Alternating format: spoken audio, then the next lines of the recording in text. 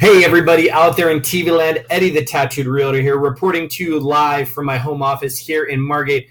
It's a wonderful evening out here. The weather is perfect.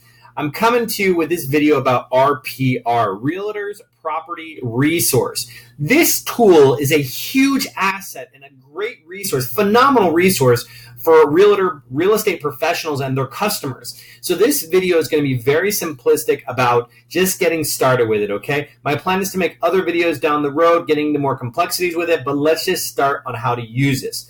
So this tool would be used if you want to create, let's say, a buyer's report or a seller's report or a market report or a neighborhood report about a specific area, property, address, okay? So you land here on this page. I'm part of the Greater Fort Lauderdale and West Palm Beach Realtor Association, so your association may have it also.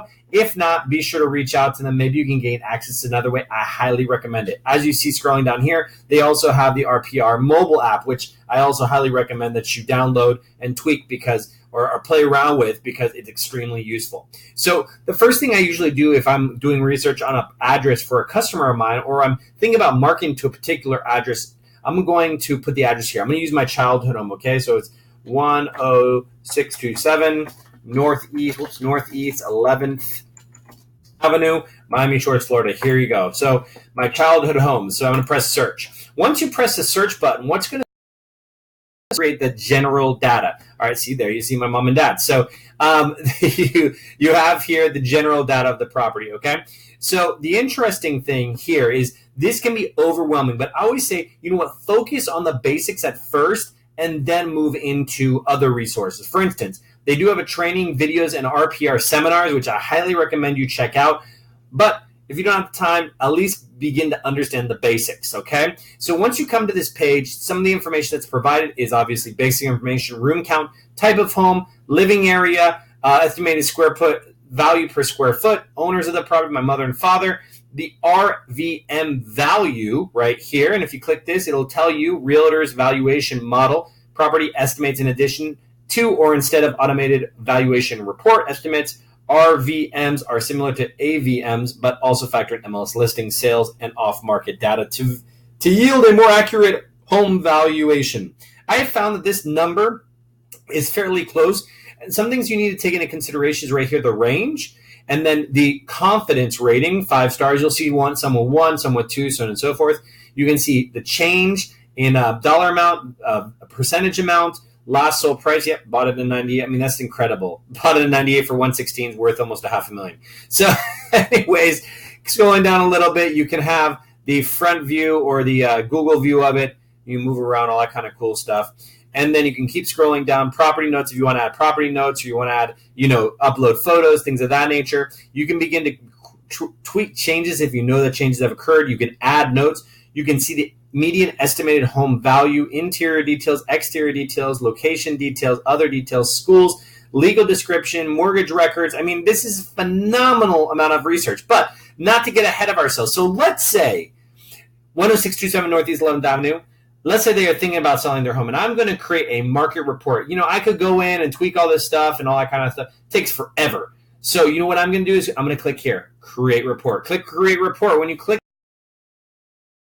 options, I have found that you want to pick out, I like the mini report because it's very precise, about 8 to 9, 10 pages. Seller's reports upwards of 60 pages. You got property flyer, valuation workbook. You can have all these other ones. I recommend dig into it, become very familiar with everything there, okay? And then here's going to show you an example. I recommend you punch in your logo image, you punch in your information, legally represent which brokerage you go for, and then select cover page elements. You can include all this information depending on what you want. So watch. If I click mini report,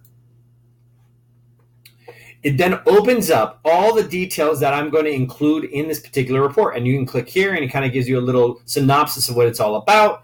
You can choose whether or not you're going to include certain things, but I'm going to include everything for the sake of this exercise, okay? So I've just checked mini property report, and I'm going to click. You go down to the bottom. You can email it, okay? You can email it to someone, which is kind of cool.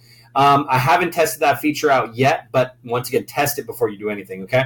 Personalize your report. You can also then go to delivery method. Oh, my bad. It's down here. Delivery method you can email to, and you can actually have the email addresses here as well. Once again, test it. You want to see? I'm gonna run the report and I'm gonna email it just so I can see what it looks like. So once you click Run Report, you're gonna see something pop up right here where the person or the report's gonna say your mini property report is currently generating and take 2 minutes. We'll pop up a message when it's ready. So what I'm going to do is it's going to disappear, boom, disappear. So I'm going to let this go while we continue moving forward.